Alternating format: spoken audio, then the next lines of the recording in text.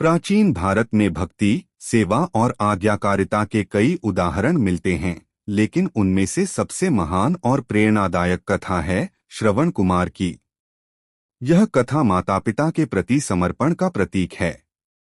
बहुत समय पहले अयोध्या के पास एक छोटे से गांव में एक अत्यंत गरीब लेकिन धर्मपरायण दंपत्ति रहते थे, शांतनु और उनकी पत्नी गुरु माता संध्या।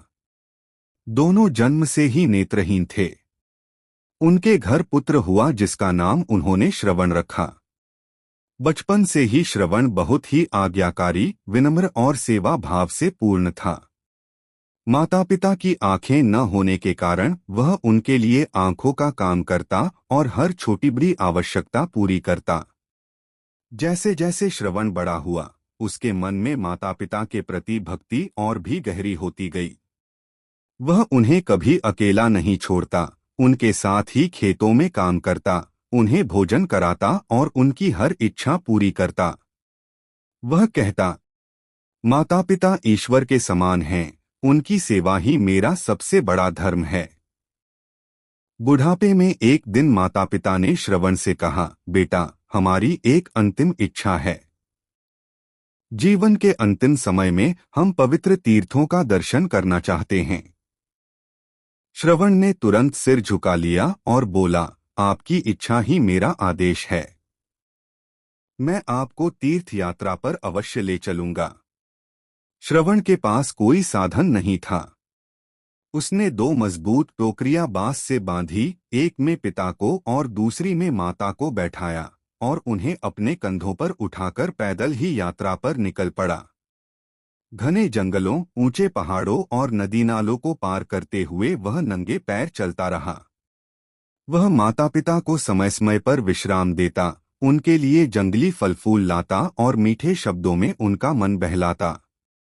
कई दिनों तक यात्रा करते हुए श्रवण थककर चूर हो जाता, लेकिन माता पिता के चरणों की सेवा की भावना उसे आगे बढ़ाती। उसकी भक्ति देखकर मार्ग में मिलने वाले साधु संत भी उसकी प्रशंसा करते और उसे आशीर्वाद देते। श्रवण अक्सर कहता, मेरे लिए स्वर्ग माता पिता के चरणों में है। उनकी सेवा करना ही मोक्ष है। एक दिन श्रवण सरयू नदी के किनारे पहुंचा।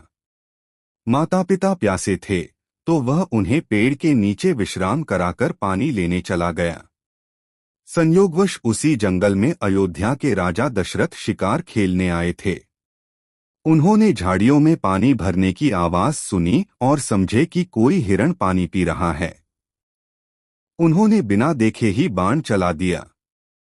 तीर सीधे श्रवण के सीने में जा लगा।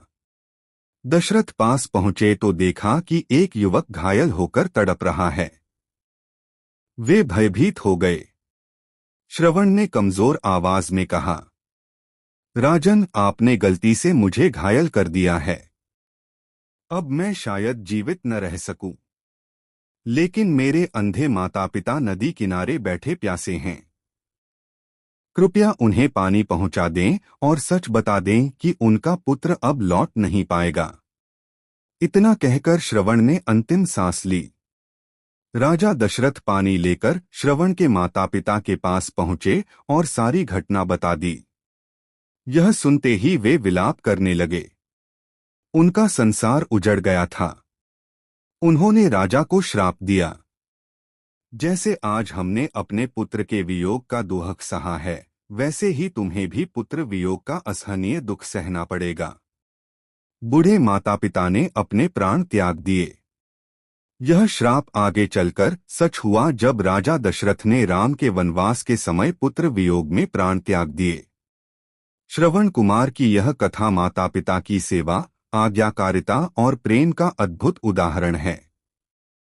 कथा अच्छी लगी हो तो कृपया लाइक सब्सक्राइब अवश्य कर ले।